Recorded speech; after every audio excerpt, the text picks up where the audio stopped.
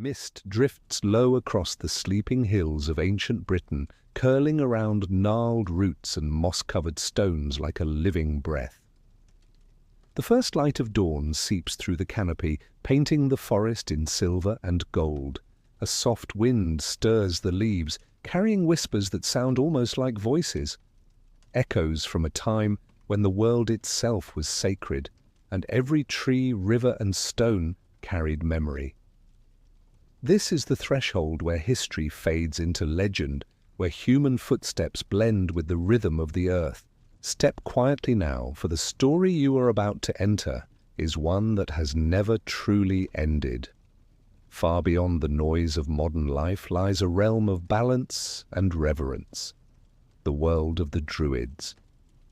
They were not merely priests or magicians, but keepers of the sacred relationship between humanity and the living land. To their eyes, the forest was not wilderness but temple, its silence a kind of speech, its shadows a kind of wisdom. They read the stars as others read scripture, healed through plants that still grow at our feet, and guided their people not with iron or law, but with understanding. They were poets of the unseen, interpreters of the world's secret music. Imagine walking through one of their sacred groves at dawn. The mist hangs thick, birds stir in the branches, and the sound of running water murmurs like prayer. A circle of white-robed figures stands among the trees, their faces calm, their voices rising in rhythm with the wind. No walls enclose this place, no idols stand upon an altar. Only the endless canopy above and the soil that cradles life below. It is not a scene of superstition, but of harmony, humanity standing as part of creation, not above it. The Druids believed that every living thing carries a spark of divinity. Rivers were seen as veins of the earth, trees as ancient teachers, fire as a living messenger of transformation. To them, the boundary between the physical and the spiritual was as thin as the morning mist. Their wisdom was not about control, but connection. The understanding that everything in existence breathes together, that every action sends ripples across the great web of life. Though centuries have passed and their voices have faded into myth, the echo of their understanding remains. It speaks to those who still seek meaning in the silence of forests, who find solace in the song of rain or the hum of starlight. The Druids may have vanished from sight, but their message endures, that wisdom grows where reverence lives, and that to know the world one must first learn to listen. If this kind of journey calls to you, if ancient forests, forgotten wisdom, and the mysteries of the past awaken your curiosity, then stay with us through this story. Let it carry you through mist and memory, through legend and truth. And if you enjoy these kinds of films, remember to subscribe to the channel, like the video, and leave a comment with your thoughts. Your support keeps these stories alive and helps the ancient whispers find new voices once more. Long before the forests of Britain were filled with whispered chants and the echo of ritual drums, a great migration began across the heart of Europe. From the upper valleys of the Danube to the windswept shores of the Atlantic, waves of tribes drifted westward, guided by stars, hunger, and dreams. They carried no written laws or royal banners, only memory and myth. Their world was shaped by nature itself, wild, unpredictable, magnificent. Rivers coiled through dark valleys like silver serpents, mountains loomed with the weight of sleeping giants, and the wind that swept across the grasslands was believed to carry messages from unseen spirits. It was within this living landscape that the foundation of Celtic belief took root.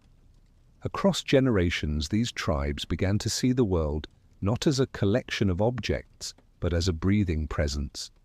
Every living thing, every stone and stream possessed a spark of divine essence. Life was a web, intricate and eternal, binding humankind to the rhythm of earth and sky. Birth and death were not opposites, but two parts of the same current, flowing into one another without end. This understanding became the soul of the Celtic spirit, a belief not in distant gods watching from the heavens, but in the sacredness woven into every corner of existence. As seasons turned and settlements grew, leaders arose not through conquest, but through wisdom.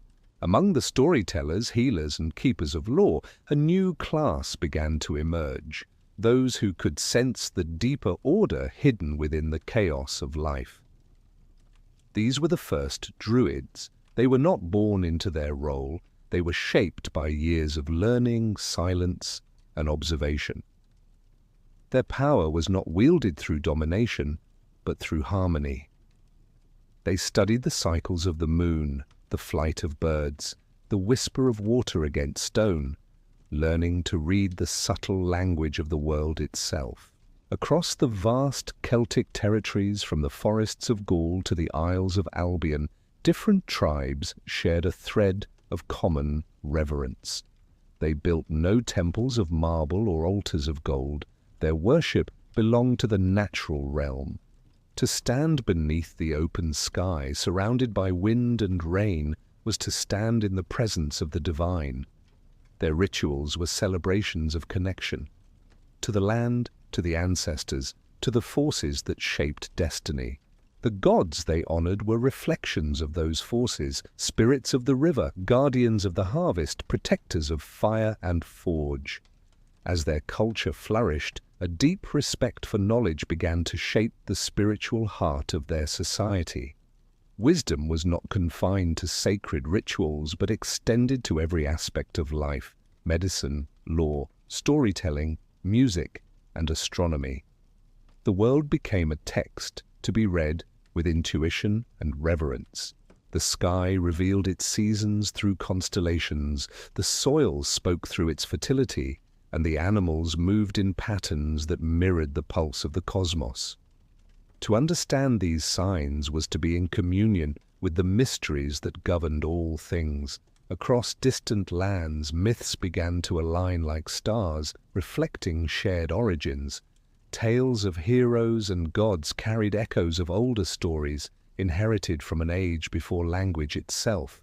These ancient memories bound the tribes together across mountains and seas, forming a spiritual kinship that transcended borders.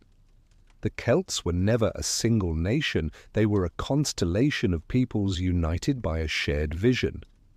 That life was a circle ever turning, and that the sacred could be found not in what was owned, but in what was understood. Every sunrise carried renewal, every storm a lesson. The early Druids taught that creation was not a distant event, but a continuous unfolding.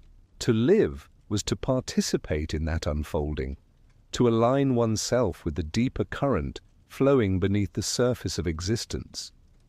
Those who could sense it found meaning in every gesture of the natural world.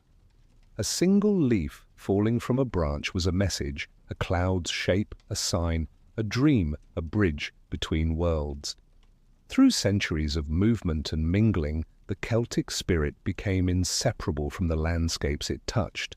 Hills became sacred, rivers were given names that spoke of their power, and trees became living symbols of connection between worlds.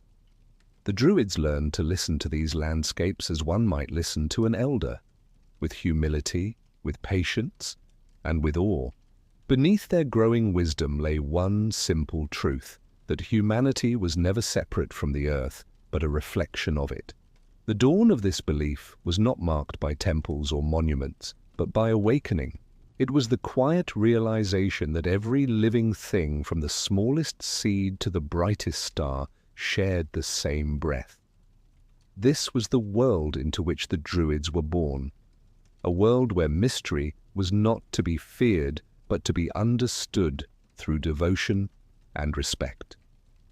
As the tribes settled deeper into the wild heart of the islands, the connection between human and nature deepened further.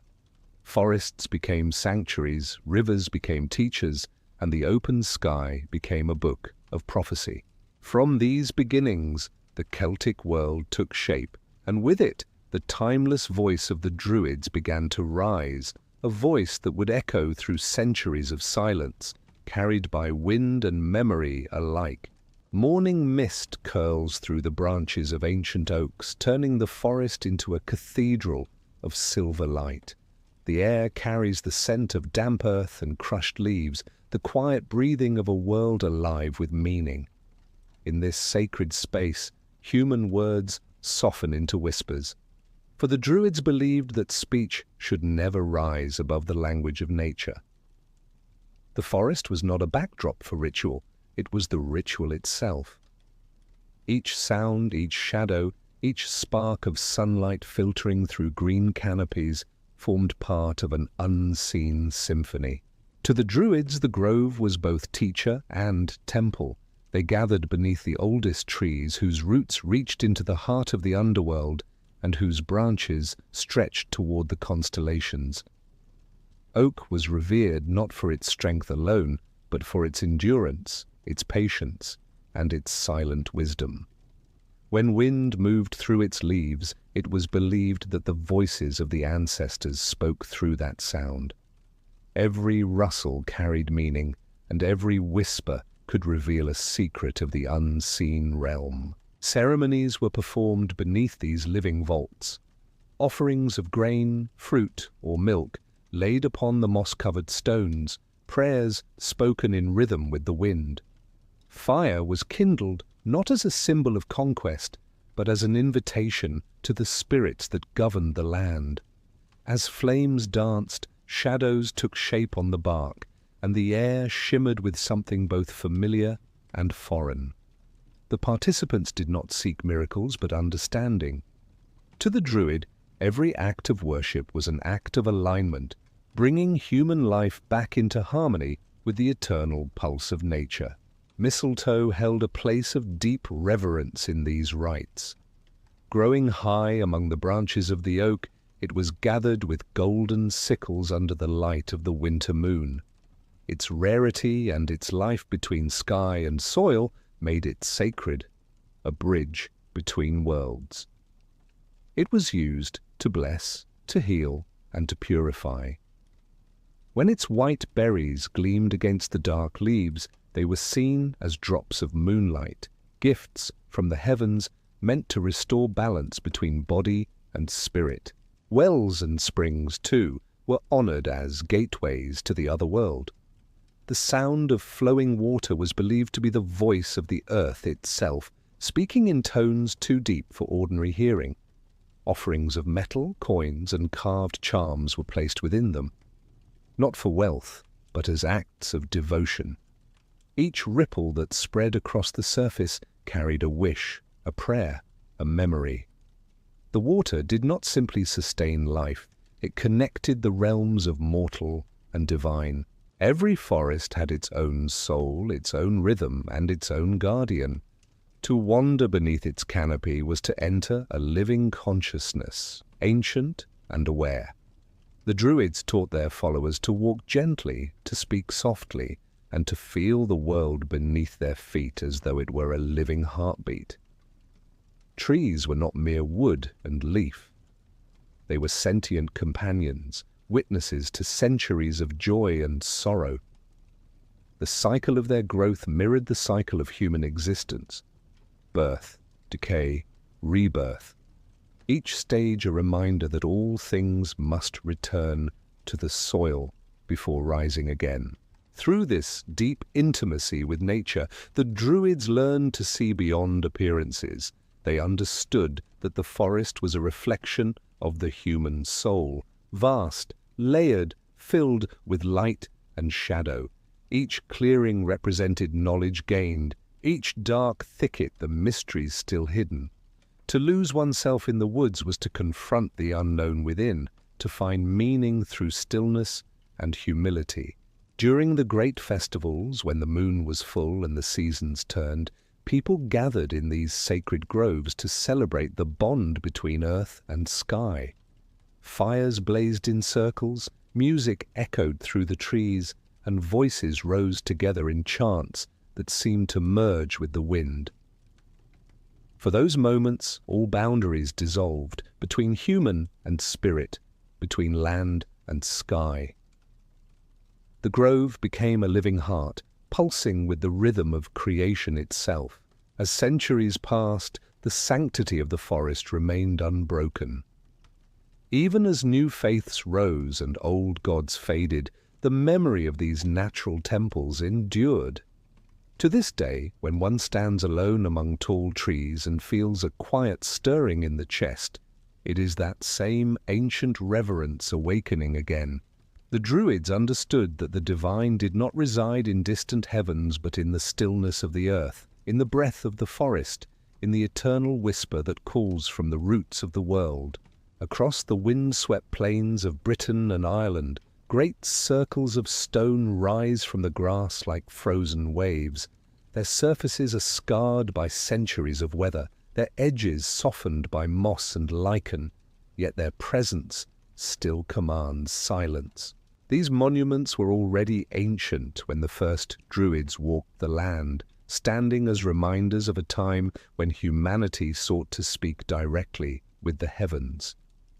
The stones align with the stars, mark the solstices, and map the dance of the sun and moon across the sky.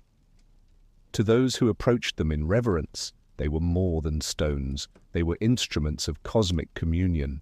As Druidic wisdom took shape, these megaliths became sacred meeting grounds. The Druids did not claim to have built them, but they felt their power deeply. They saw in their arrangement the handwriting of the gods, a geometry of light and shadow that echoed the structure of the universe itself. When sunlight pierced between the monoliths at dawn, it was as if the earth exhaled. Rituals held within these circles connected human intention to celestial order, turning every gathering into a dialogue between worlds. Night at Stonehenge or Avebury would have been a spectacle of quiet majesty. Fires flickered against the massive stones, casting long shadows that stretched across the earth like living beings. The stars shimmered overhead, mirrored by the placement of the stones below. Within that alignment, the Druids read time as a sacred pattern, understanding that every season, every tide, every heartbeat was a repetition of the same eternal design. Each stone carried meaning beyond its shape. To the untrained eye, it was cold and lifeless, but to those who knew how to see, it pulsed with energy drawn from the land. The Druids believed that the earth itself was alive, a vast organism whose power could be concentrated and focused through stone, water, and word. The circles became nodes of this energy, points where heaven and earth intertwined. When rituals were performed within them, chants and rhythms amplified the resonance, weaving human voices into the song of creation. Legends tell of nights when the stones seemed to move, not through force, but through presence.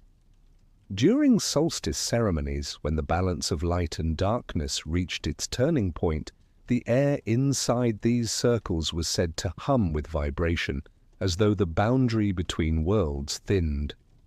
For the Druids, this was not superstition, but natural law. When the world reached moments of perfect balance, reality itself became malleable, and one could glimpse the eternal through fleeting cracks of light. Stonehenge, Avebury, Callanish, each had its own rhythm, its own alignment, its own story written in the stars.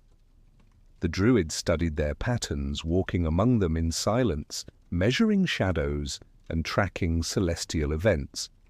Through this practice, they developed an understanding of astronomy so profound that even modern science still marvels at its accuracy. To them, time was not linear, but cyclical, the heavens not distant, but mirrored within the soul of the earth. Every circle of stones was also a map, not just of the skies, but of the human journey. The outer ring represented the material world, the inner circle the realm of spirit, and the center the point of union between both. Standing at that center during a ritual was to stand at the heart of existence, where all opposites met and dissolved into harmony. For the Druids, these places were not relics of a forgotten past, but living symbols of the universe's eternal rhythm. Mystery still surrounds the origins of these monuments, and perhaps that mystery is their true purpose. They were built not to explain, but to evoke wonder, to remind every generation that knowledge without awe is hollow. The Druids understood that truth reveals itself only to those who approach in silence, with humility and devotion. Beneath the moonlight, the stones whispered secrets not in words, but in patterns of shadow, vibration, and light. Over time, these sacred sites became woven into legend. Travelers spoke of circles where spirits walked, where music could be heard though no one played, where animals would pause as if listening to an unseen presence. To those who believed, these were not mere stories, but memories of encounters with the divine. The stones did not belong to a single tribe or faith. They belonged to the land itself, guardians of a wisdom too vast for human possession. Even now, when modern travelers stand within those ancient circles and feel the strange calm that settles upon the heart, they are touching that same pulse the Druids once knew. The air still hums faintly, the alignment of stone and sky still perfect, the mystery still intact. What the Druids saw was not lost to time. It waits quietly, in stone and silence, for those who still remember how to listen to the earth. Within the heart of the Celtic world, Druidic wisdom flowed through a structure as old and balanced as the elements themselves. The order of the Druids was not a single voice, but a harmony of three intertwined paths, each carrying its own rhythm, its own vision of truth. These were the bards, the ovates, and the Druids. Three circles of knowledge that shaped the mind, the heart, and the spirit of a people. Their connection was not hierarchical, but cyclical, like the movement of the seasons, where each role nurtured the other and none stood above the whole. Bards were the keepers of story, memory, and song. Through their words, history remained alive, carried not in books but in living breath. They wandered from village to fortress, their voices weaving tales of heroes, gods, and the endless turning of fate. Their verses were not merely entertainment, they were vessels of sacred truth. A well-spoken poem could heal sorrow, unite warriors, or summon courage before battle. In their melodies resided the heartbeat of the tribe, a continuity that bound generations together. To learn the bard's art was to study the essence of language, how words could move mountains, calm storms, and bridge worlds. Ovates walked another path, one shrouded in mist and silence. They were the healers and prophets, guided by visions, intuition, and communion with the unseen. Their craft required years of solitude in the forest, learning to read the signs of wind, water, and flame. They gathered herbs beneath moonlight, studied the migrations of animals, and listened for voices that spoke from beyond ordinary perception. In their hands, medicine was both science and prayer. To them, illness was a dissonance in the harmony of existence, and their task was to restore it, not through domination of nature, but through cooperation with its spirit. Among the Ovates were seers who read omens in the patterns of smoke, in the ripples of a lake, or in the cry of ravens. They did not claim mastery over fate, for they knew destiny was fluid and could only be glimpsed, never controlled. Their visions were delivered in riddles, poetic and symbolic, for truth, they believed, must be sought rather than handed down. The Ovate embodied the twilight between knowledge and mystery, where intuition replaced certainty and silence spoke louder than words. Druids, the highest of the order, were philosophers, judges, and spiritual guides. They carried the burden of wisdom, the responsibility of maintaining balance between people, gods, and the natural world. Their minds were trained to hold vast networks of knowledge: astronomy, law, poetry, medicine, ethics, and ritual. They mediated disputes, counseled kings, and preserved the laws that governed both the earthly and the divine. A Druid's authority did not come from wealth or bloodline, but from understanding, a depth of insight so profound that their decisions were considered reflections of cosmic justice. Their gatherings took place in secret glades or on hills where sky met earth. Within these meetings, debates were fierce yet serene, as every argument sought not victory, but harmony. The spoken word was treated as sacred material, crafted with care and intention. A misplaced phrase could wound the spirit. A truthful sentence could alter the course of generations. For the Druids, knowledge was not possession, but stewardship. What they learned was never theirs to keep, only to pass on with integrity. To rise through these ranks required patience beyond measure. Students might spend 20 years in training, committing vast libraries of oral lore to memory, learning to control thought as precisely as breath. Forgetting was considered a form of death, while remembrance was an act of creation. Each initiation marked a deeper awakening, not to power, but to humility, an awareness of the infinite complexity of existence. The journey toward Druidic mastery was not an ascent toward dominance, but a descent into understanding. Every role within the triad mirrored an aspect of nature's order.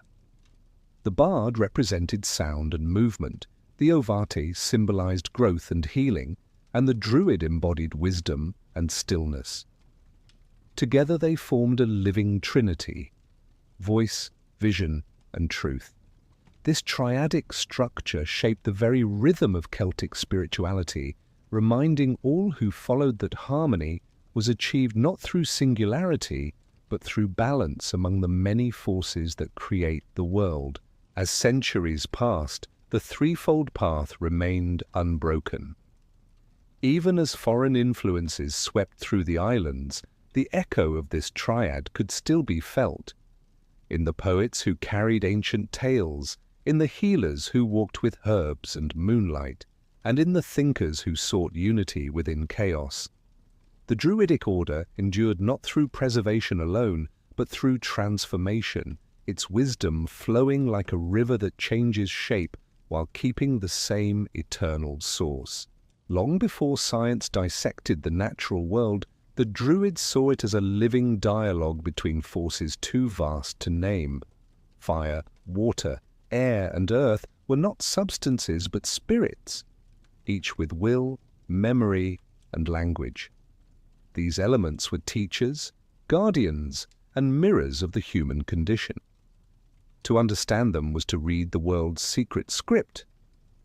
Their interplay formed the rhythm of existence: flame rising toward sky, water flowing toward depth, air moving between both, and earth grounding all things in silent patience. Fire stood at the heart of Druidic ritual. It represented transformation, illumination, and the divine spark that dwelled in all living beings. During ceremonies, sacred fires were lit atop hills to call the sun back after the long darkness of winter, or to mark the turning of seasons. When flames crackled and danced, they were believed to speak. Each flicker a message, each ember a memory of creation's first light. To watch fire was to watch life itself in motion, restless and alive. Its warmth sustained the tribe, while its destruction reminded them of humility. Those who gazed too deeply without reverence risked being consumed by what they sought to understand. Water flowed as the companion and opposite of flame. It cooled, healed, and reflected. Streams, lakes, and rain were vessels of purification, washing away spiritual burdens. Druidic initiations often began with immersion, the body cleansed to symbolize rebirth. In the mirrored surface of water, they read omens, not as superstition, but as messages carried through movement. The Druids believed that water remembered, that every droplet carried stories from mountains, forests, and clouds. To commune with it was to touch the memory of the world itself. Air was breath, thought, and song. It carried words between people and prayers between realms. Every chant and melody offered to the gods traveled through air as a bridge of vibration. The Druids regarded wind as a messenger of fate, its direction and intensity revealing moods of the unseen. When storms gathered, they did not curse them as wrath, but revered them as lessons in power and impermanence.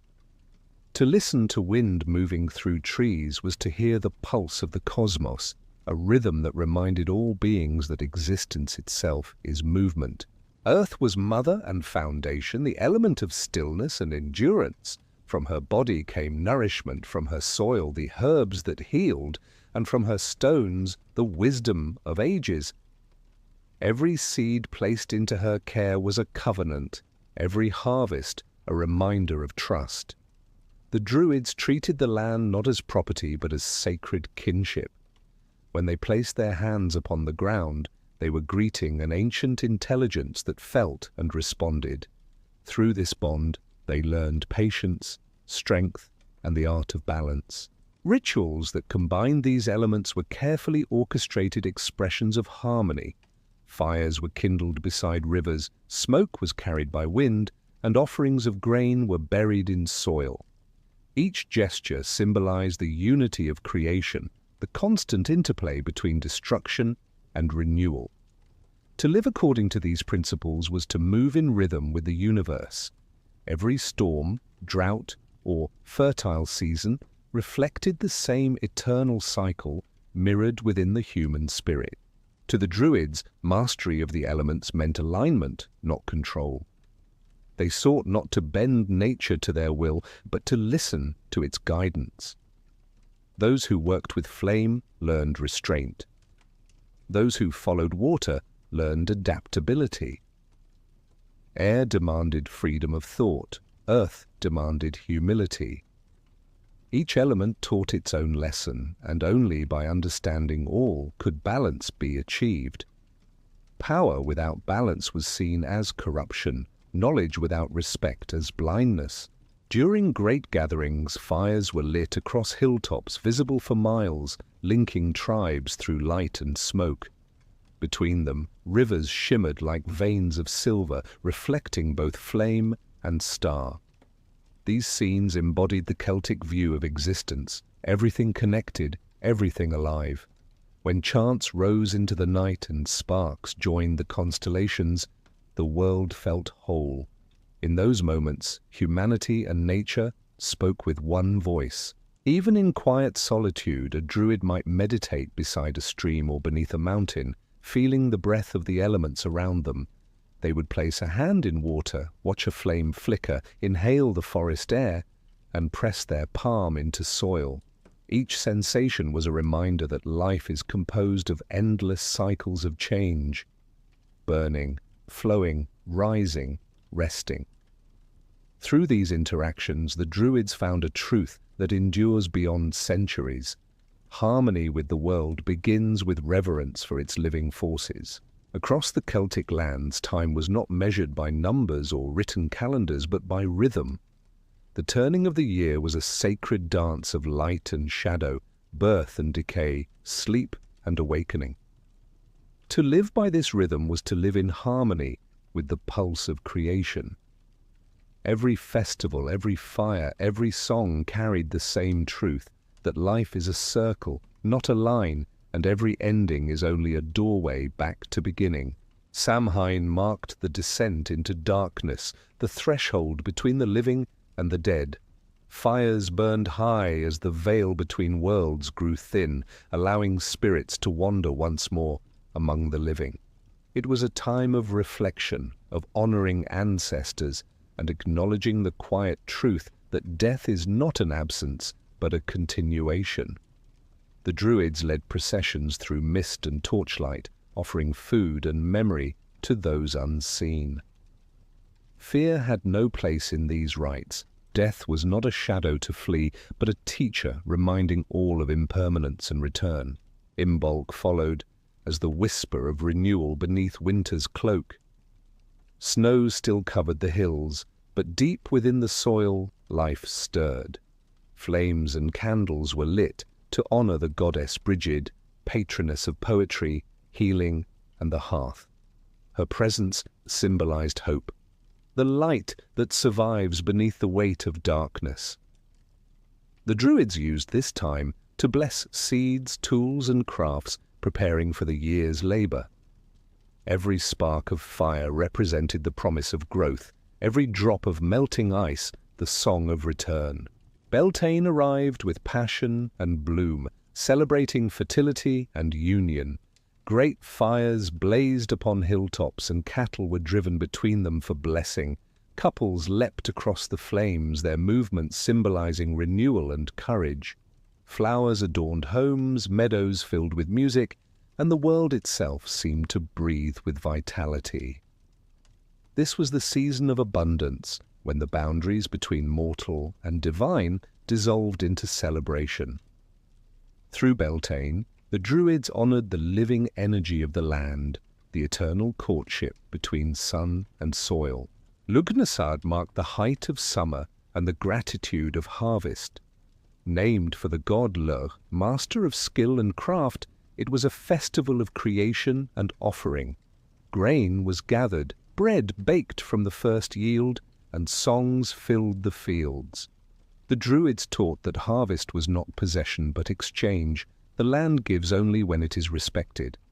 Through ritual feasts and athletic contests, people reaffirmed their bond with the earth and with one another, expressing joy not as indulgence, but as thanksgiving.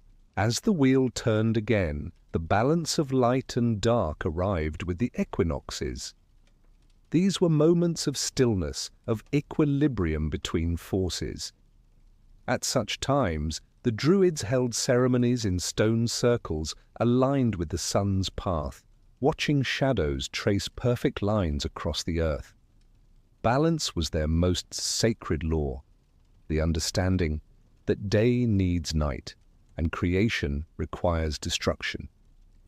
In this symmetry, they saw the reflection of all existence, the invisible hand that guided both fate and freedom. Each festival was more than celebration, it was education through experience. The people learned not through command but through participation. By feeling the rhythm of the seasons within their own lives, they came to understand the unity of all things. Children grew up knowing that joy and sorrow, birth and decay were parts of the same melody.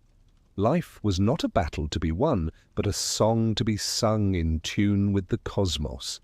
Through these sacred gatherings, the Druids shaped the spiritual calendar of their world. Every fire lit upon the hills was a reminder of belonging, every feast a reaffirmation of gratitude. The passing of time became not something to fear, but something to honor. To live through the turning of the year was to walk the eternal circle, where each season gave what the next required. Long after those ancient fires ceased to burn, the echoes of these festivals persisted in folk customs, in dances, in the rhythms of rural life. Even today, when spring returns or autumn fades, that same pulse can be felt, the whisper of an ancient understanding that still moves through the earth. The Druids may have spoken their wisdom in a forgotten tongue, but the cycle they celebrated continues unchanged, reminding all who listen that existence itself is a sacred wheel turning through light and shadow. Among the shadows of ancient forests, where light filtered through leaves like threads of gold, the Druids preserved a language carved not on parchment but into living wood. It was called Ogham, the green alphabet of the Celts, a script whispered by branches and written upon bark, stone, and memory, and each line and notch carried layers of meaning, each symbol reflecting a tree, a sound, and a spiritual essence. This was not a language of convenience, but of communion, a means to speak with nature in its own tongue. Those who learned it did not simply read, they listened, for Ogham was designed to be heard in the wind and seen in the patterns of the forest.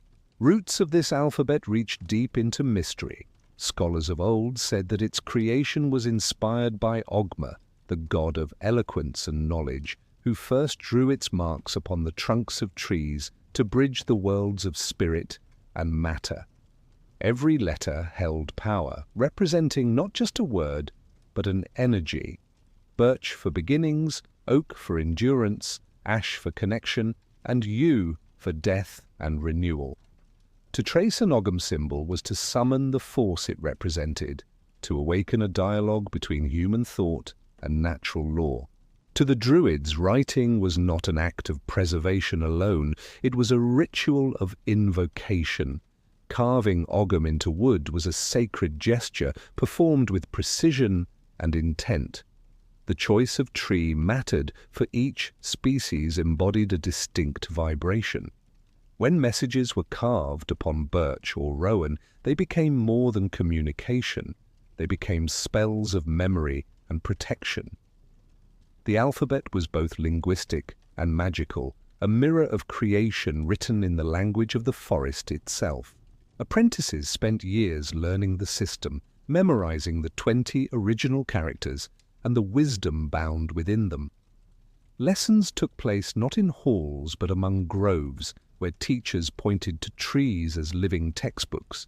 Every leaf, branch, and shadow illustrated a principle of balance or transformation.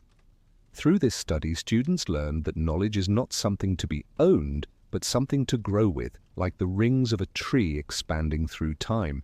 Ritual use of Ogham extended into prophecy and meditation. Strips of wood inscribed with letters were cast upon the ground or drawn from pouches, each symbol offering guidance through its meaning. To the uninitiated, this might have appeared as divination, but to the Druids, it was dialogue, a conversation with the energies that surrounded them. A fallen branch could reveal counsel, a gust of wind could turn a symbol into a sign. Through such moments, Ogham connected the human spirit to the broader consciousness of nature. Stone pillars bearing Ogham inscriptions still stand across Ireland and Western Britain, their markings faint but enduring. They whisper of forgotten names, boundaries, and blessings. Each carved line echoes with intention, a record of devotion as much as communication. Even as centuries passed and languages changed, the spirit of Ogham endured, surviving not in words but in symbols that transcend speech. It remains an alphabet of silence, meant to be understood through intuition rather than logic. Poets and visionaries among the Druids used Ogham to compose hidden verses, crafting messages layered with meaning. The alignment of symbols within a poem mirrored the alignment of stars, creating harmonies that resonated beyond the spoken word. To recite such verses aloud was to release energy, shaping emotion into vibration and thought into power. Through this art, the Druids reminded their listeners that sound and nature shared the same origin, that every word, when spoken with purpose, becomes an echo of creation itself. Learning Ogham was a lifelong journey. Each encounter with a symbol revealed new depth, as though the forest revealed itself gradually to those who listened with patience. Birch taught resilience after hardship, willow taught adaptability, holly taught courage, and hazel taught wisdom through contemplation. The Druids believed that to know a tree was to know oneself, for within both lived the same divine spark of growth. When the winds of conquest began to sweep through the Celtic lands and old tongues began to fade, Ogham survived in hidden groves, in songs and in carvings left behind like seeds for the future. Even in modern times, its marks continue to inspire those who seek connection with the natural world. Through its silent geometry, the ancient Druids taught a lesson that still breathes. Language is sacred not because it speaks, but because it listens. Across the green hills and river valleys of the Celtic world, the the Druids practiced a form of healing that wove together observation, intuition, and reverence. Their medicine did not separate body from spirit, nor sickness from the world around it. To heal one being was to restore harmony to the entire web of life. They saw illness as imbalance, a discord in the song of existence, and their role was to retune the melody through the gifts of the earth. Knowledge of herbs and roots was passed through generations, guarded carefully and taught only to those proven wise enough to understand the responsibility it carried. Each plant was treated as a living ally, possessing consciousness and will. Before harvesting, Druids would speak to the plant, explaining their purpose and offering gratitude. The act of gathering was ritualized, a sacred partnership between healer and nature. Mistletoe, harvested under the light of winter moons, symbolized renewal. Yarrow mended wounds and calmed fevers. Mugwort guided dreams and visions. Elder soothed pain and sorrow. Every leaf and flower carried both cure and spirit. Preparation of remedies combined practical skill with spiritual alignment. Herbs were infused in spring water, dried over slow embers, or mixed into salves with animal fat and honey. During preparation, chants were spoken to infuse the mixture with intention. To heal without respect for the spirit of the plant was considered arrogance, for power without harmony corrupted both healer and patient. Through their hands, nature's energy became medicine, not through manipulation, but through collaboration. Healing extended beyond physical ailments. The Druids treated the unseen wounds of fear, grief, and spiritual confusion.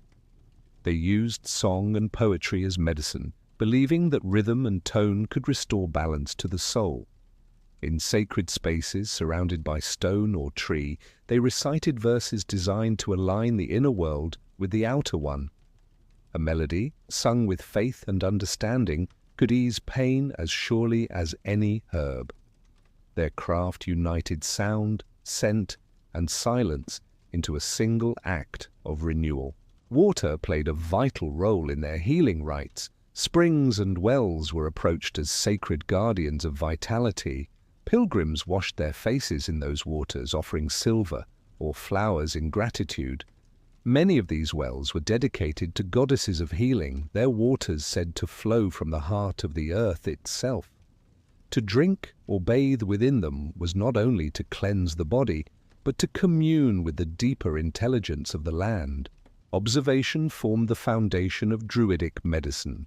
Healers studied animal behavior, the phases of the moon, and the shifting moods of weather.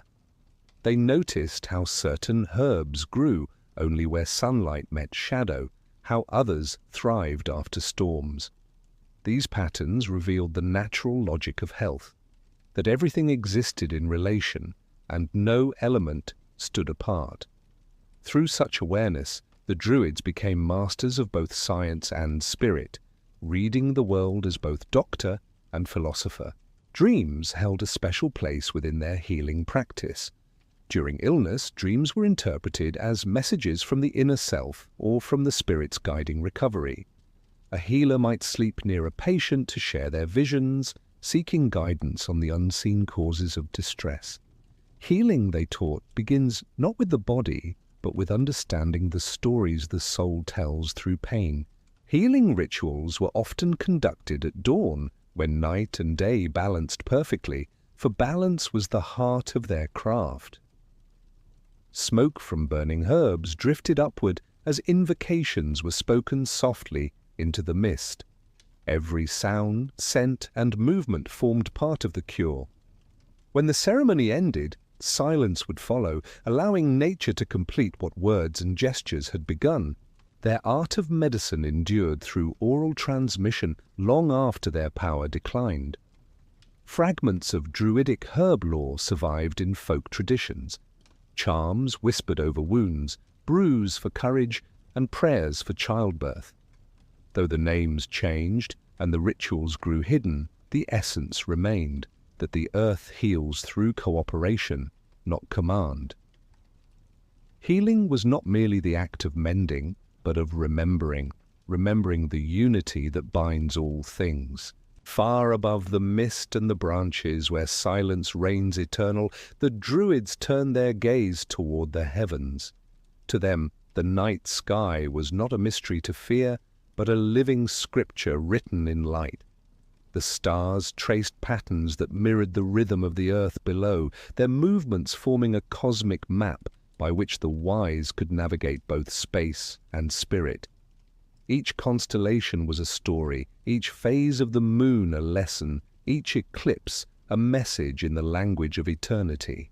Astronomy among the Druids was not a science divided from faith, but a bridge between observation and awe. They watched the heavens from sacred hills, noting the precise moment of sunrise on solstice mornings and the arc of the moon as it crossed the horizon.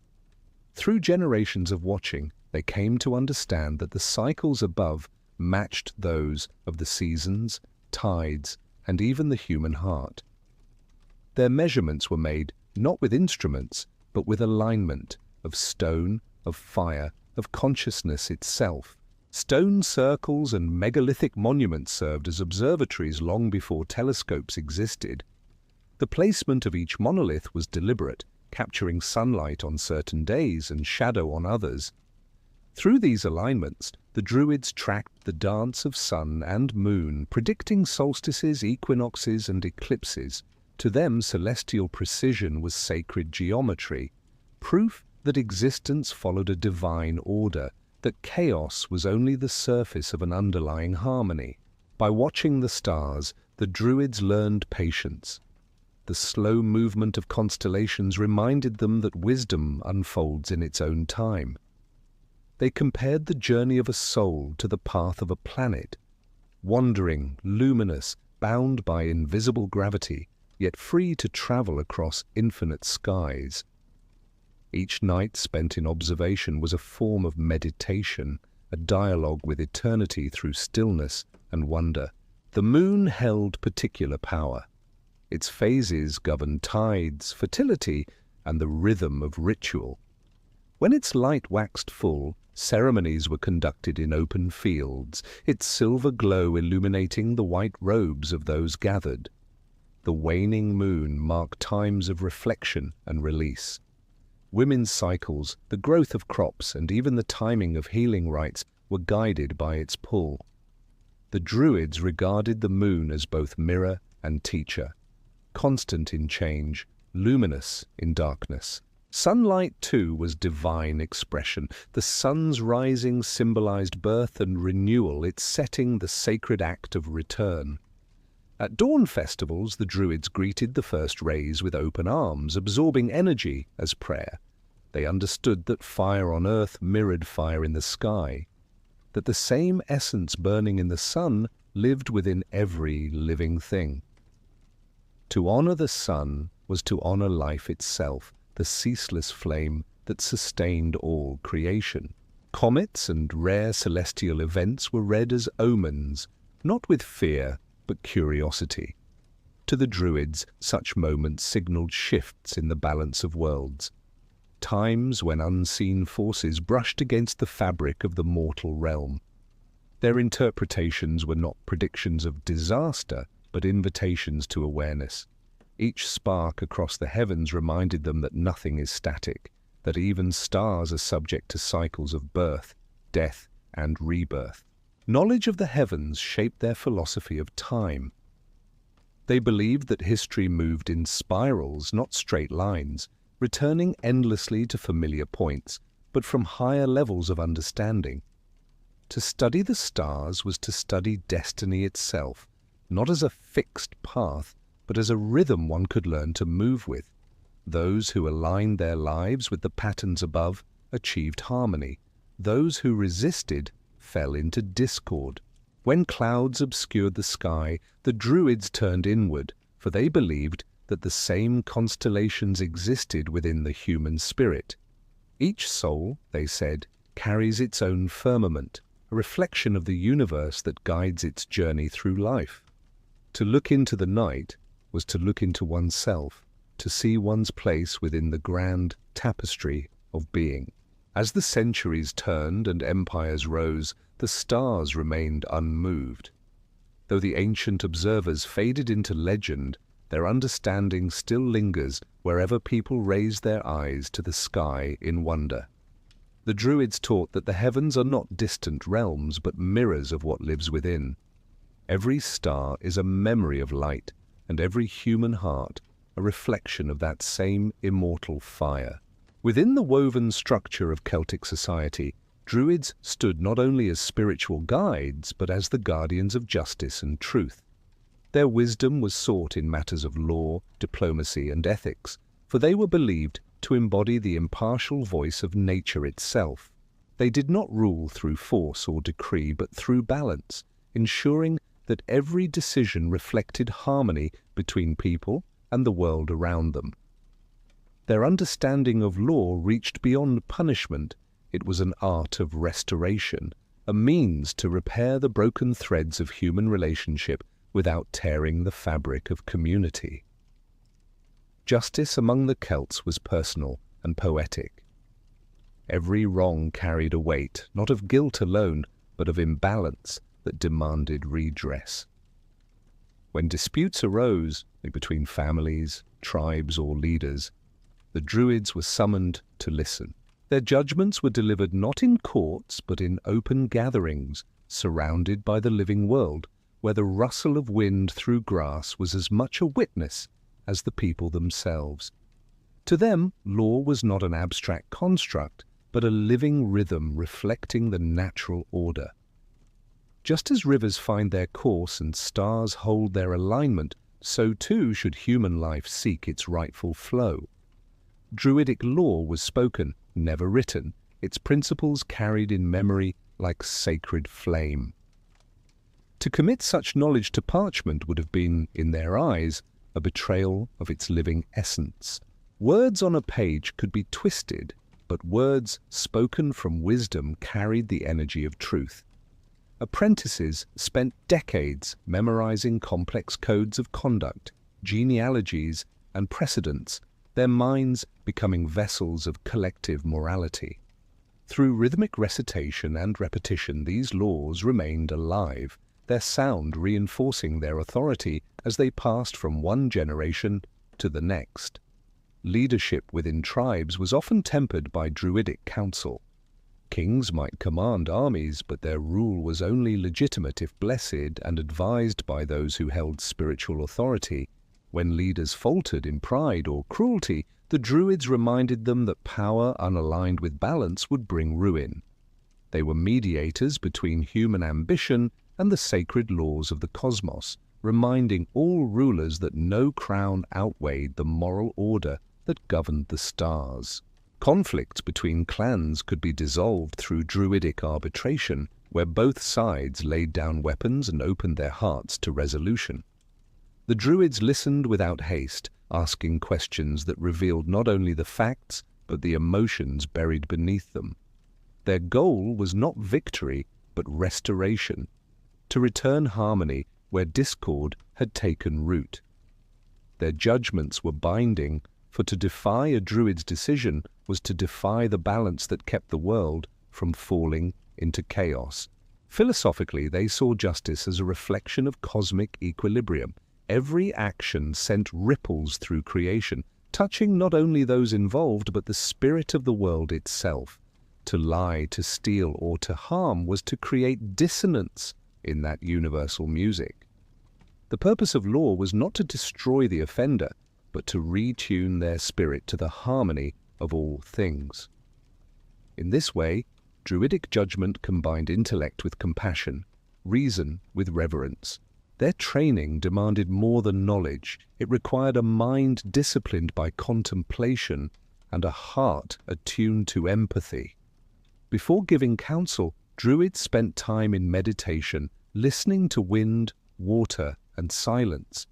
Seeking guidance from forces older than themselves, they believed that true wisdom arises not from argument but from stillness. Only when one's own inner balance was restored could one hope to restore balance among others. Within their ranks, debate was constant. philosophical questions about destiny, morality, and the nature of truth were explored through conversation and parable. Knowledge was not hoarded but refined through shared inquiry. Such discourse ensured that justice remained fluid, adaptable to the needs of an ever-changing world. The Druids taught that laws carved in stone risked stagnation, but laws carried in living minds could evolve with the seasons. Their influence stretched across every aspect of Celtic life. Marriages, inheritance, trade, and even the conduct of war were bound to Druidic principles. They were the conscience of their civilization, ensuring that human order mirrored the greater balance of existence. To be judged by a Druid was not to stand before authority, but before truth itself. A truth that cared not for pride or power, but for harmony restored. Even as centuries shifted and foreign empires encroached, the Druidic sense of justice lingered in the heart of Celtic tradition. Its echoes can still be traced in the storytelling of later ages. Tales of fair rulers, wise mediators, and sacred oaths that could not be broken.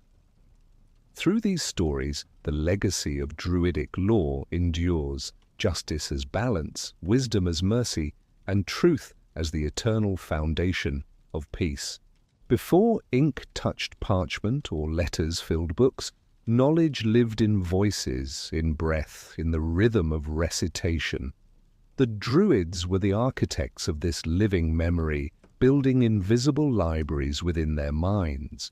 Their culture thrived not through written records, but through sound, song, story, and spoken wisdom carried across centuries. To remember was an act of devotion, and forgetting was considered a wound to the spirit. Through this discipline of memory, they preserved the essence of their world long after monuments crumbled and empires vanished. Training in this art began early and lasted a lifetime. Students sat beneath trees or within stone circles, their teachers guiding them through layers of knowledge using repetition and rhythm. Poems, genealogies, rituals, and histories were woven into melodies to ensure their endurance. Every verse carried meaning on multiple levels, literal, symbolic, and spiritual. To recite without understanding was worthless. To speak from comprehension was to breathe life into truth itself. The human voice was their sacred instrument. When a Druid spoke, the cadence of their words matched the pulse of nature, a deliberate pace that allowed listeners to feel the weight of each phrase. Language was music, and memory was its harmony. By repeating verses aloud, students synchronized thought with breath, embedding knowledge into both mind and body.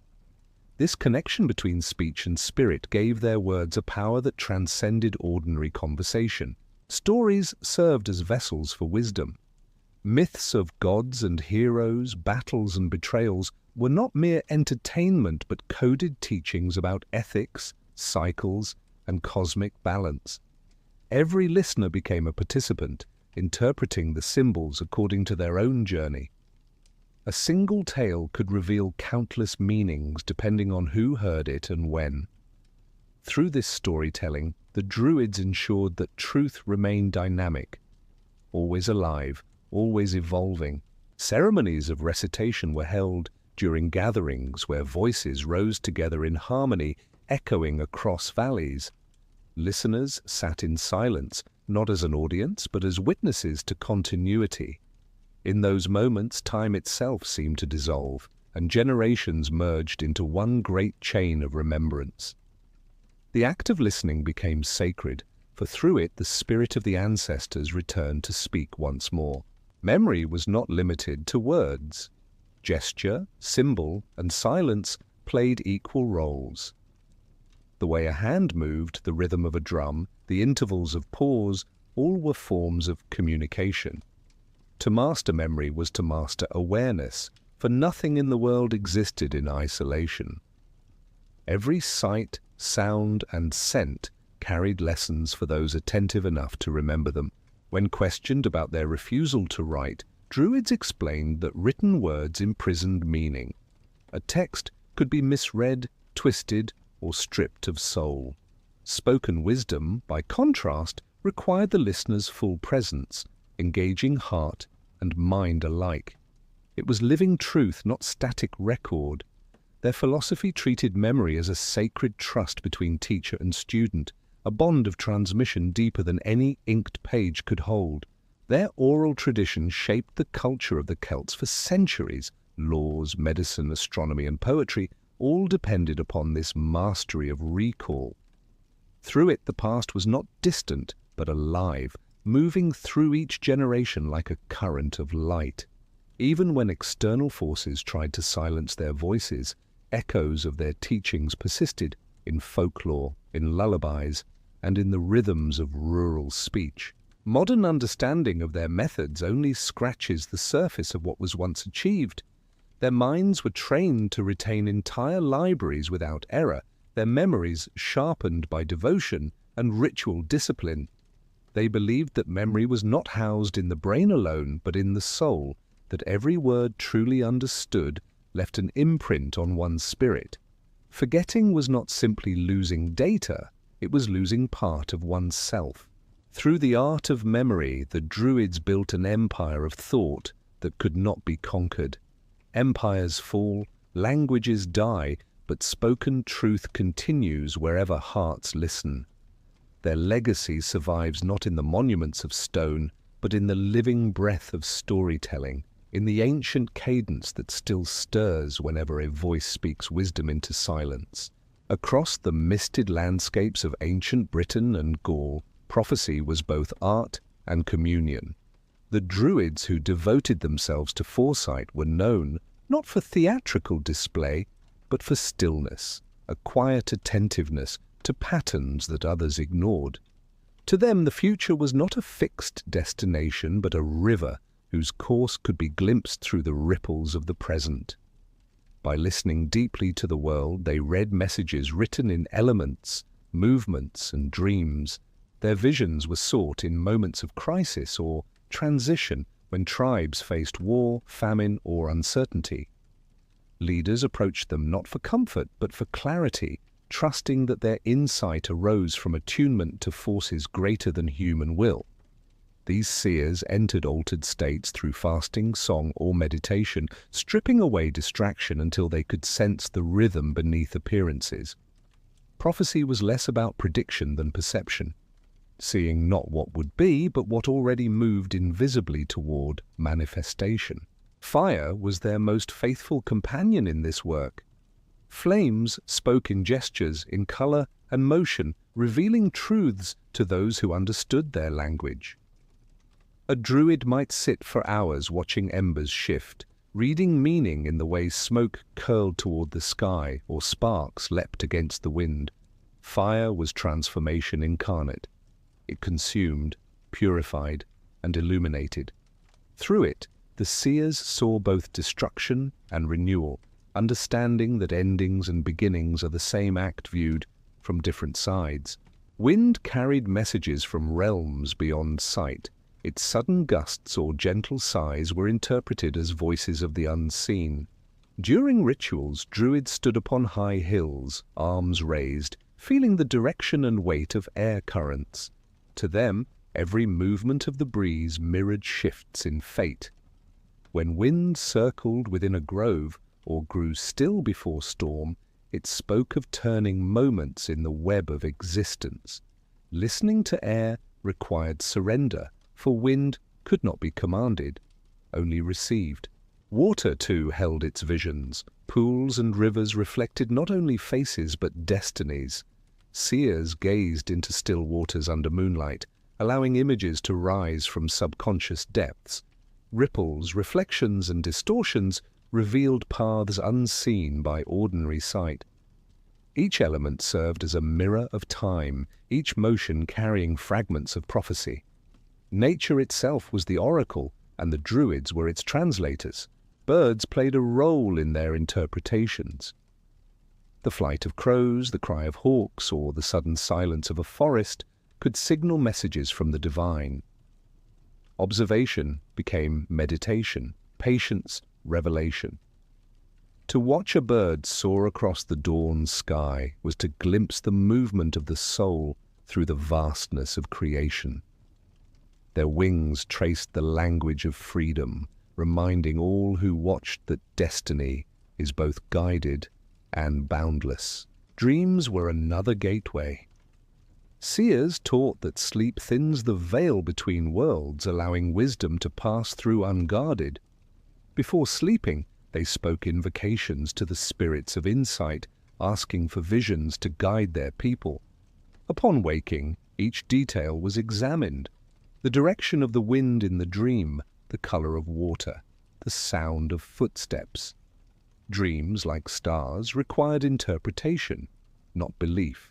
Prophecy among the Druids was never used for personal gain. They understood that foresight carried weight and consequence. To speak of what might come was to alter its course, so they chose words with great care. Their revelations were often given as riddles or metaphors, preserving freedom of choice. Truth, they believed, should never imprison the will, it should illuminate it. Those who witnessed their visions described a quiet intensity, eyes reflecting firelight, voices soft as rainfall. Seers did not command attention, they drew it naturally like the pull of the moon upon tides. Their power lay not in spectacle, but in presence. People left their gatherings with renewed awareness, sensing that destiny was not something to fear, but something to dance with. Through generations, tales of these prophets endured, of women who spoke with storms, of men who read the future in the patterns of falling leaves. Their gift was not separation from the world, but deep participation in its language. To see beyond time, they taught, one must first listen to the heartbeat of the moment. The future reveals itself only to those who understand that all things, from wind to flame to whisper, are already speaking. Across the iron-scented air of battlefields and the smoke-filled halls of kings, Druids stood as the quiet heart of Celtic valor. While warriors brandished spears and swords, they wielded words, insight and presence, forces as potent as any weapon. They did not fight with steel, but their influence shaped the outcome of wars, their counsel steering leaders toward either destruction or peace. Every tribe, no matter how fierce, held its druid close, for strength without wisdom was seen as blindness, and victory without honor as corruption. Their role among the warriors was paradoxical. They were both within and beyond conflict, guiding soldiers with chants and omens before battle, then seeking reconciliation when blood had been spilled. Before dawn, when armies gathered beneath banners, Druids walked through the ranks, offering blessings drawn from the breath of the land itself. Their words calmed the trembling and awakened courage rooted not in rage, but in purpose. To them, courage meant not the denial of fear, but its transformation into clarity. Kings often summoned Druids before campaigns, seeking visions of favorable signs in the sky, the direction of birds, or the behavior of sacred fires. Their interpretations could determine whether thousands marched to war or held back in caution. Through these readings, they reminded rulers that even in warfare, the will of nature and spirit must be honored. No blade could claim victory without the permission of the world that sustained it. The Druids understood the tides of fate, that every act of violence created ripples through both seen and unseen realms. Among legends, stories abound of solitary sages who walked into battlefields not to fight, but to stop fighting. Cloaked in white, carrying staffs carved with ancient sigils, they stood between armies, commanding silence through sheer authority of presence. Warriors lowered their weapons, struck not by fear, but by reverence, as though reminded of something older than anger. Such moments became myths retold across generations, memories of peace emerging from the heart of chaos. The relationship between Druid and warrior extended beyond council and ceremony. It was a brotherhood forged through mutual respect, where the sword protected the grove and the grove sanctified the sword. Druids taught that true heroism was not measured by conquest, but by restraint, the ability to wield power without surrendering to it. In their eyes, the greatest warrior was one who mastered himself before seeking mastery over others. Battles of the mind and soul preceded every clash of armies. Rituals before combat were acts of harmonization. Warriors touched the earth before raising their weapons, acknowledging the ground that would soon drink both blood and blessing. Fires were lit at dawn, smoke rising as an offering to the gods of balance. Songs were sung not for triumph, but for remembrance, each verse honoring those who had fallen and those who would soon join them. The Druid's voice guided these rites, ensuring that war did not descend into madness, but remained an expression of cosmic rhythm. Tales of heroes such as Cuchulainn, Fionn mac Cumhaill, and Arthur of later legend all carry echoes of Druidic influence. Behind every warrior of myth stood a figure of counsel, a whisper of ancient wisdom grounding might in morality.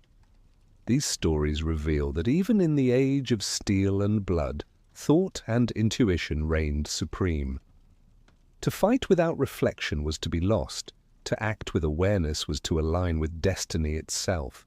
After battles ended, Druids tended to the wounded, both living and dead. They purified the ground, whispered prayers over the fallen, and sang songs of release for their spirits.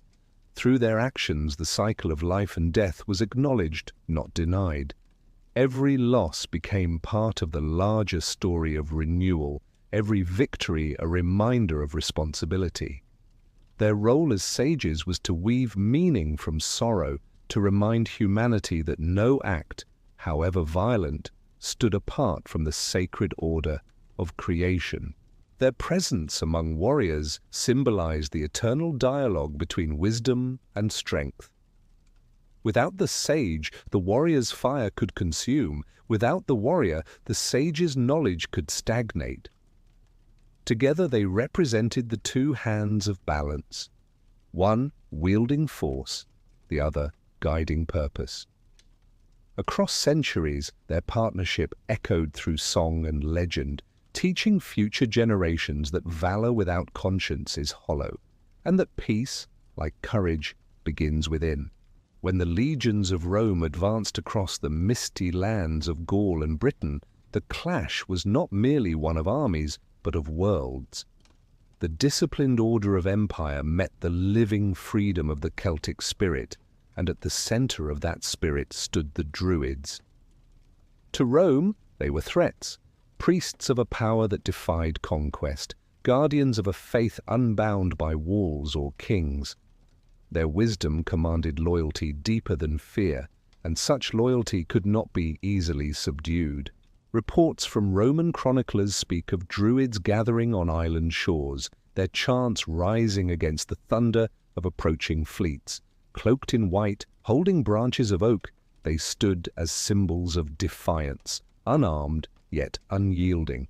Soldiers hesitated, unnerved by the intensity of their prayers, by the sight of women with torches invoking divine wrath.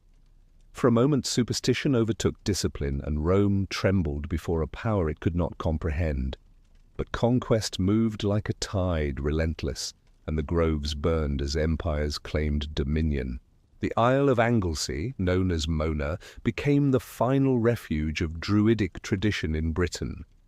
Hidden among its sacred oaks, the last of the old priests continued their rites, preserving fragments of their knowledge even as the world closed around them. When Roman forces crossed the Menai Strait, fire consumed the trees and blood mingled with ash upon the soil. Witnesses described the screams of those who would rather die with their gods than kneel to a foreign order. In that moment, centuries of wisdom turned to smoke, rising toward a sky darkened by both flame and fate. To the Romans, destruction of the Druids was an act of control. To the Celts, it was a wound carved into the soul of the land. But even as temples were built over sacred wells and Latin replaced the old tongues, the memory of the Druids refused to fade. Their wisdom could not be contained by empire, for it lived not in cities or texts, but in the whisper of leaves, the flow of rivers, the turning of stars. Rome conquered land, but not spirit. Druids who survived went into hiding, taking their teachings underground. Their rituals became private prayers, their stories disguised as legend. Knowledge once spoken in groves passed into the songs of bards and the folklore of villages. Through secrecy, they ensured survival. The seed of truth buried deep beneath layers of conquest, waiting for the right season to awaken again. Resistance took many forms. Though the armies fell silent, memory remained alive in symbols, festivals, and customs that even Rome could not erase. Fires still burned on the hilltops during solstices. Wells continued to receive offerings under new names. The people adapted outwardly, but inwardly remained loyal to the old balance. Every whispered chant or carved pattern in wood was a quiet act of rebellion, a refusal to let the sacred die. Roman writers, unable to understand the Druidic worldview, painted them as sorcerers and conspirators. Stories of blood sacrifice and dark magic distorted their image, turning wisdom into threat. These depictions, passed down through centuries, cast long shadows that obscured their true nature. In truth, the Druids' defiance stemmed not from hatred, but from devotion, a refusal to abandon their covenant with the earth. Their resistance was rooted in reverence, not rebellion. For those who still remembered, exile became initiation. Forced into silence, the Druids learned to speak through symbol and myth. They wove their teachings into tales of heroes and hidden kingdoms, ensuring that what Rome sought to erase became immortal through story. The empire's victory was temporary, for even stone crumbles, while myth endures in every breath of wind and glimmer of flame. The fall of the Druids marked the end of an age, but not the death of their spirit. The sacred groves were cut down, but their roots remained buried in the consciousness of the land. Every forest, every ancient stone carried their echo.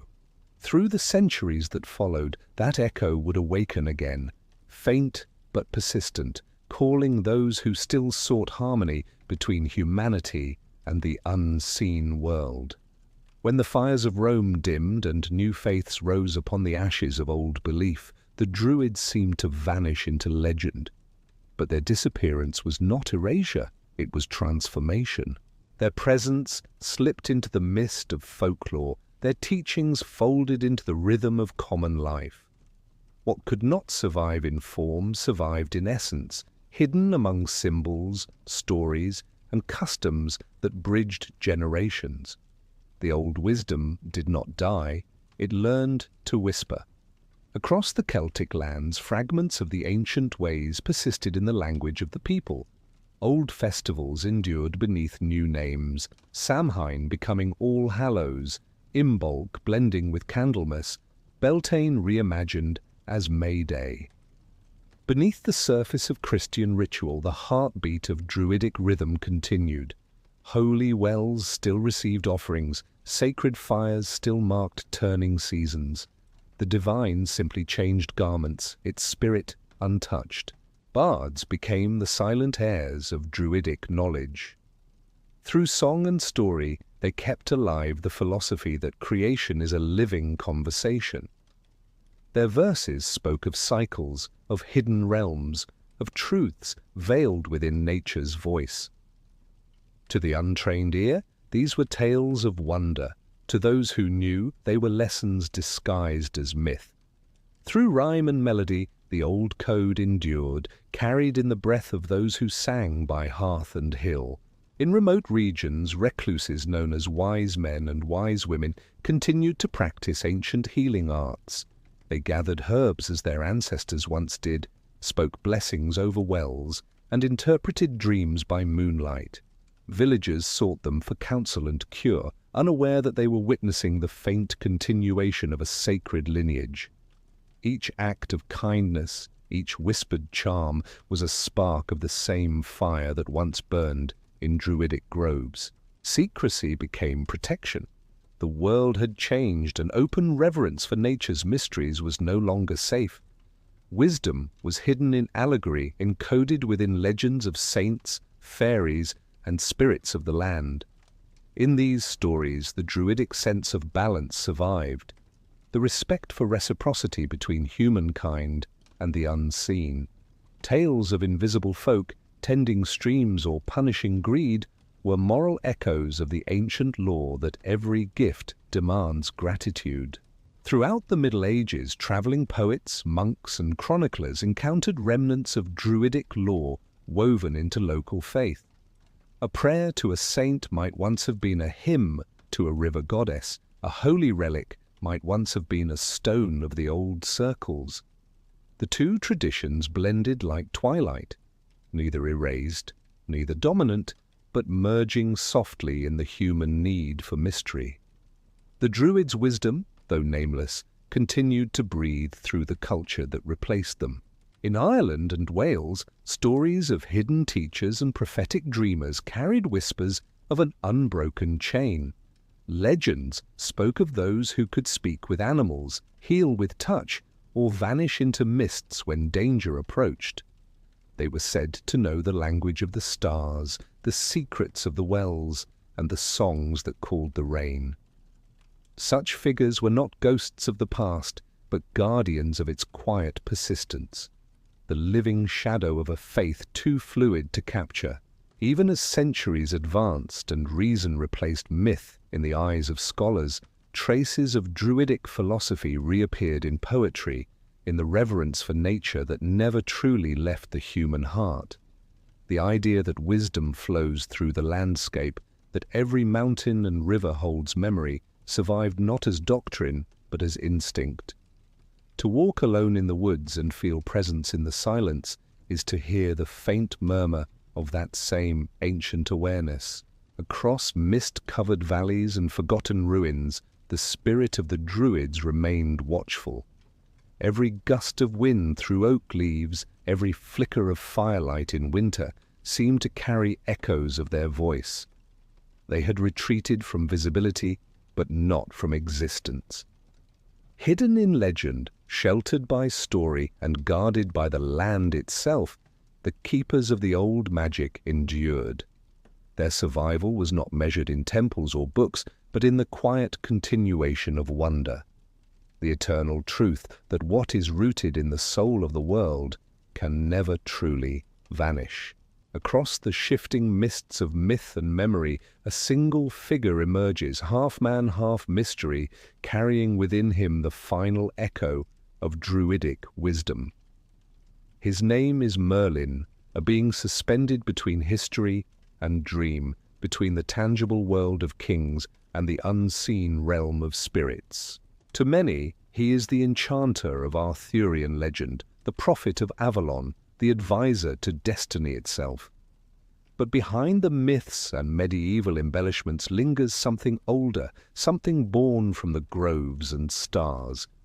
The unmistakable presence of the ancient Druidic mind, reshaped by story, but unbroken in essence. Merlin's origins weave together fragments of Celtic mythology and forgotten rites. His earliest forms appear not as a wizard cloaked in power, but as a wild man of the forest, Myrddin Wilt, a seer driven to madness after the chaos of war. He flees into the wilderness, speaking to animals, listening to wind and water, finding sanity in solitude. This portrayal mirrors the Druidic path: withdrawal from noise, communion with the living world, revelation through silence. His madness is not decay, but awakening, a breaking of human limitation to glimpse the deeper pulse of the universe. Legends describe him conversing with trees, predicting the future through the patterns of stars, and guiding kings by reading the hidden language of fate. He speaks in riddles and visions, teaching that truth cannot be owned, only pursued. Such qualities are not inventions of medieval romance, but echoes of the Druidic seer, the intermediary between the visible and invisible. In Merlin's voice, the forest itself speaks. In his wisdom, the lost traditions of the Celts breathe once again. Arthur's rise, as told through later storytellers, depends upon Merlin's guidance. The sword, the stone, the shaping of destiny, all unfold through his orchestration. He is both mentor and mirror to the king, representing the ancient conscience of a world moving toward new order.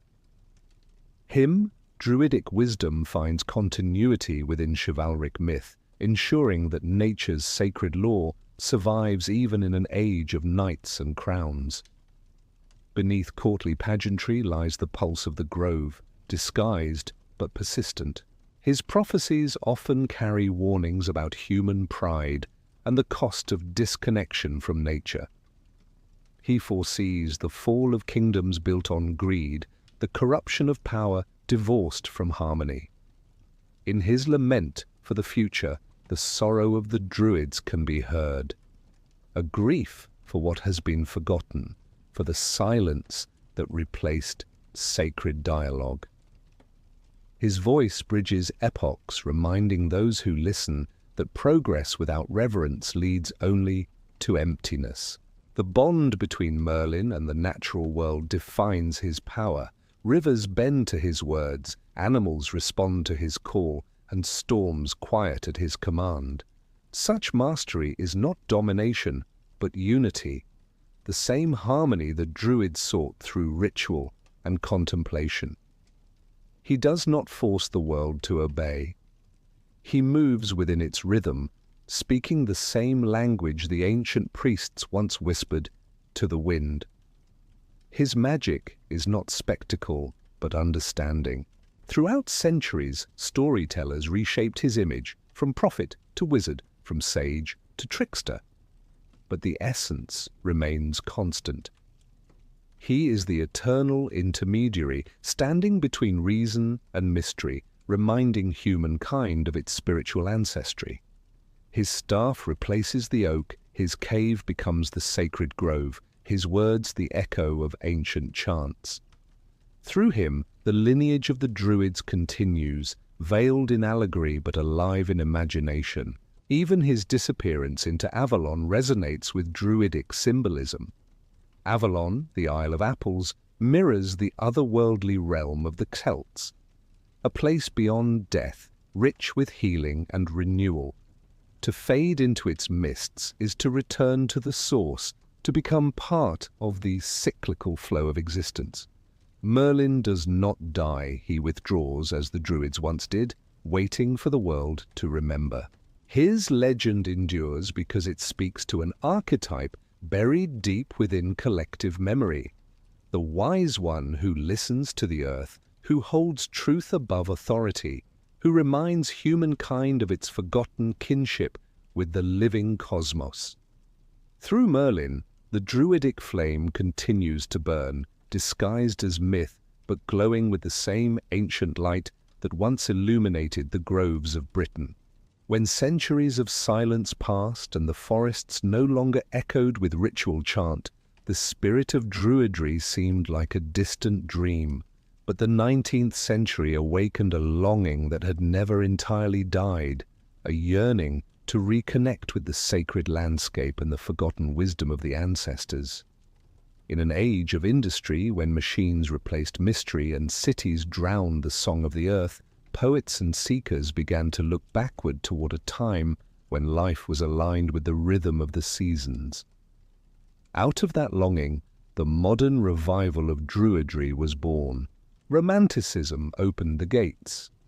Writers and visionaries such as William Blake, Iolo Morgan Wj, and William Stukeley gazed upon ancient monuments like Stonehenge and Avebury with reverence, imagining them as temples of lost enlightenment. Though their interpretations were often speculative, their passion rekindled the sacred narrative. They saw in the Druids not relics of superstition, but symbols of wisdom uncorrupted by dogma. guardians of a truth that science alone could not measure. Through art and poetry, they reawakened the mythic imagination.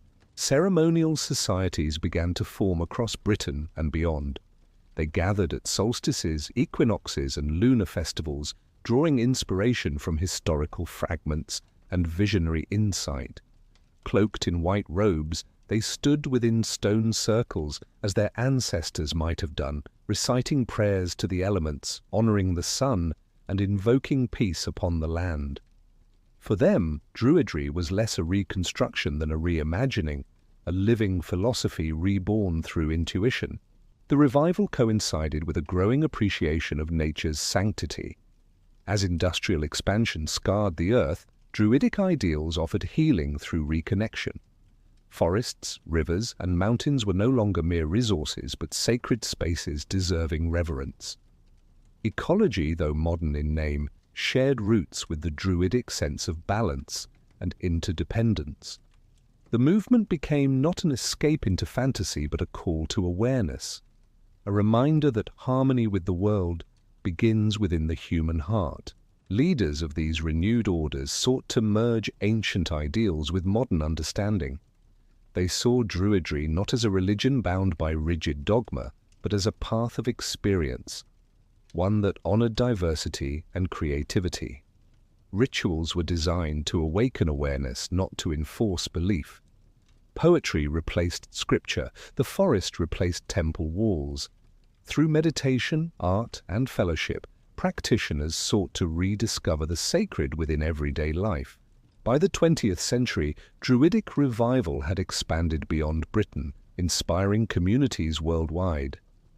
People of different faiths and backgrounds found resonance in its message of balance, compassion, and respect for all living things. Ceremonies adapted to modern landscapes, from city parks to mountain summits, yet the essence remained unchanged: gratitude for the cycles of nature and the interconnectedness of existence. As modern science unveiled the vastness of the cosmos, Druids saw affirmation of their ancient vision. The universe, they taught, is not a machine, but a living organism, a web of energy linking star and seed, breath and flame. Such understanding bridged spirituality and reason, myth and knowledge, reminding humanity that wonder need not vanish with progress. To study the stars through telescope or intuition was the same act of reverence that once guided their ancestors beneath the open sky. Festivals of the solstice once again filled the hills with firelight. Songs rose in the old rhythm, blending tradition with innovation. Each gathering became a living dialogue between past and present, a continuation of the eternal conversation between human and nature. Though modern Druids may differ in belief or practice, all share the same core impulse: to listen, to honor, and to live in harmony with the turning world. Through revival, the ancient path became a mirror for contemporary consciousness.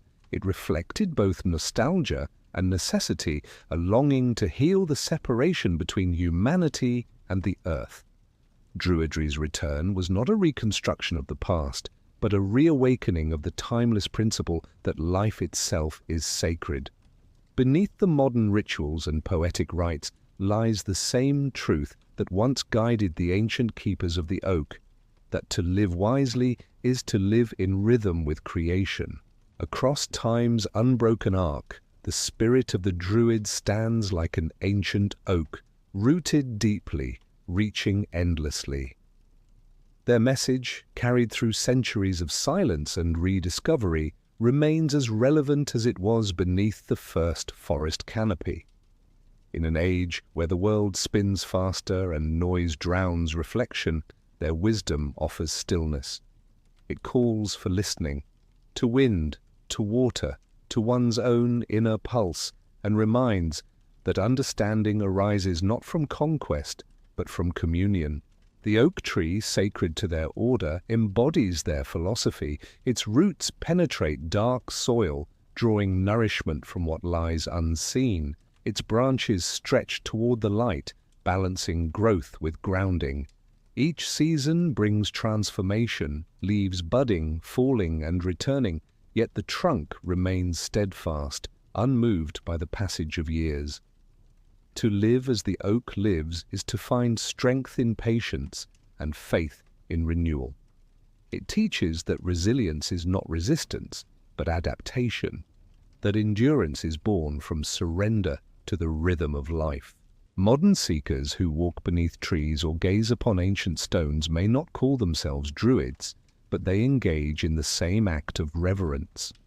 Every moment spent in awareness of nature's beauty becomes a prayer, every breath taken in gratitude a form of worship. The Druidic path invites not conversion, but remembrance, a returning to what the heart already knows, that humanity and the natural world are one body, breathing together. Their lessons transcend time because they speak through experience rather than doctrine. The cycle of seasons mirrors human existence, growth, decay, renewal. The interplay of elements reflects the balance within mind and soul. To walk through a forest after rain, to feel the ground pulse beneath bare feet, to watch stars trace their eternal arcs across the night, these are acts of participation in the sacred. The Druids sought no separation between the divine and the everyday, for both are woven from the same light.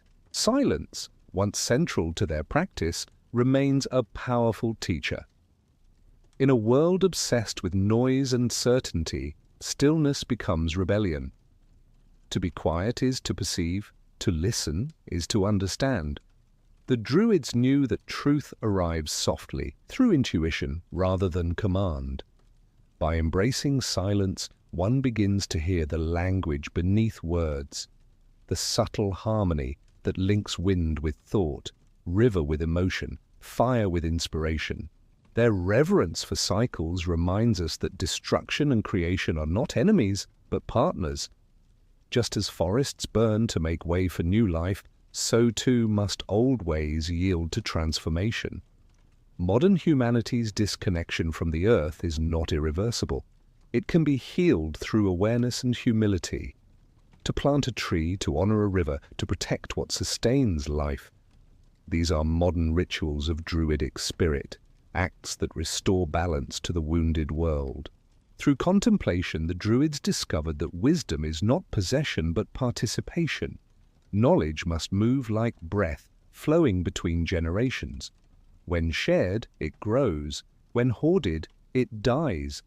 Their teachings urge humanity to see learning as a living exchange between teacher and student, between past and future, between self and nature. Every insight is a seed meant to take root in the soil of the heart. In the quiet of twilight, when the air hums with unseen energy, one might still sense their presence, not as ghosts, but as reminders.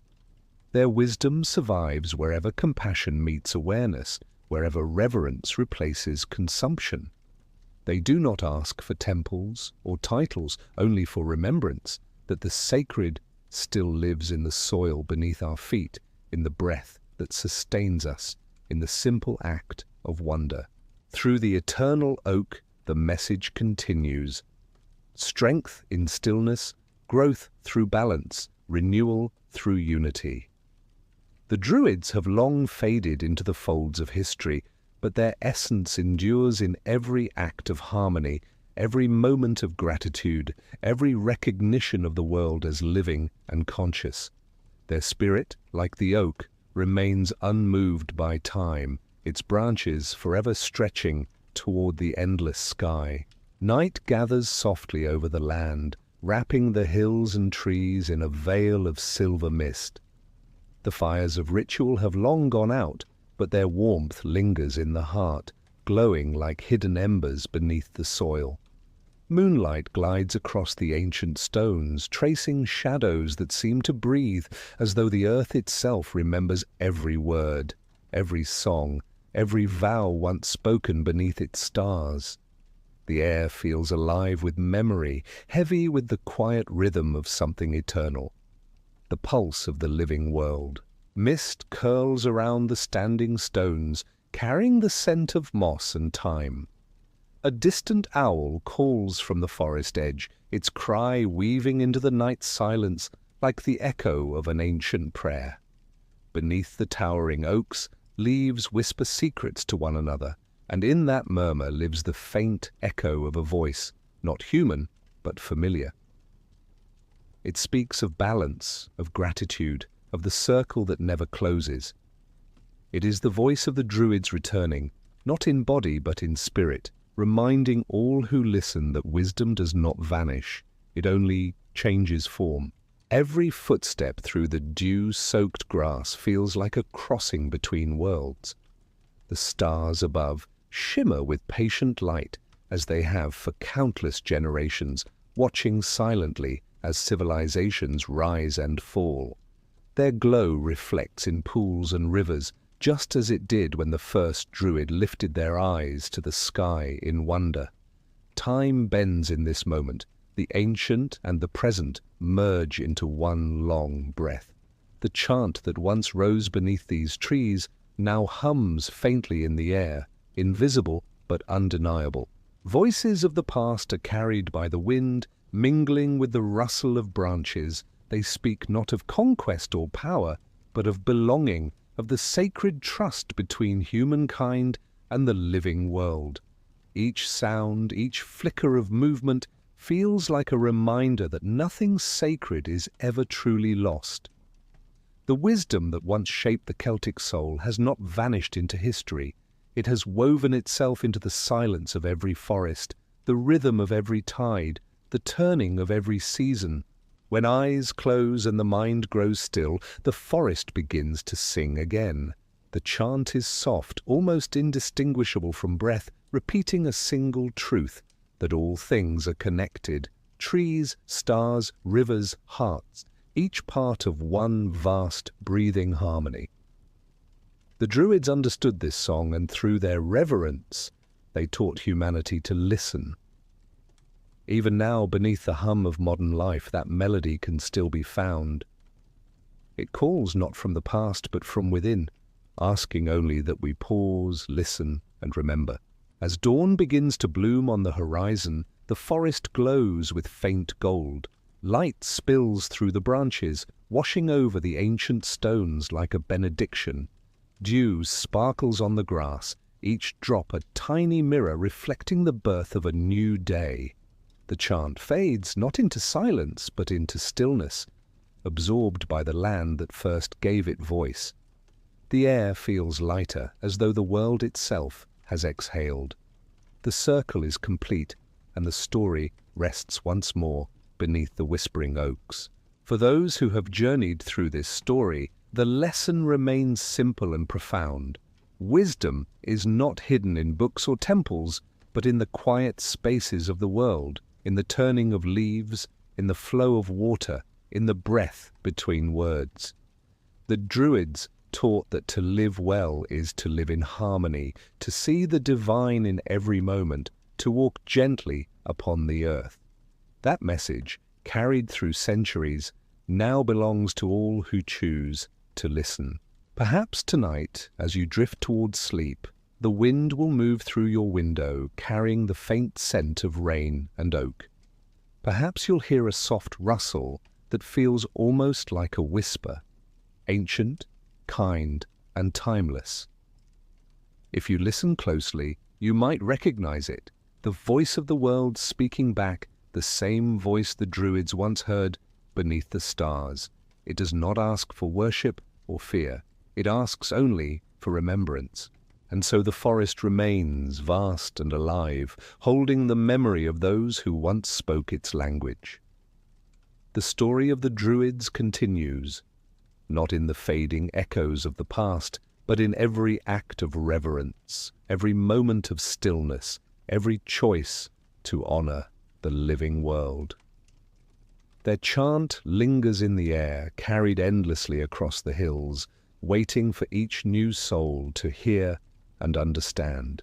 If you have felt the rhythm of the forest, the pull of the stars, or the breath of something ancient moving within you tonight, then the story has done its work. The path of the Druids is not distant history. It is an invitation to see, to feel, to remember that every heartbeat echoes the pulse of the earth. Their wisdom is not lost. It lives in the way you notice beauty, in the way you breathe when the world grows quiet. Thank you for joining this journey through mist and memory, through firelight and forest song. If this story touched you, if it helped you see the world with new eyes, then carry it forward. Share it with those who still believe in wonder, who still listen for whispers in the wind. Before you go, take a moment to support this channel. Subscribe so you never miss the next journey into history's hidden paths. Like this film if it resonated with your heart. Leave a comment with your thoughts, reflections, or favorite moments. Your voice helps keep the story alive. And if you feel the magic lingering, share this video with your friends and loved ones so they too can walk beneath the whispering oaks and feel the ancient chant return.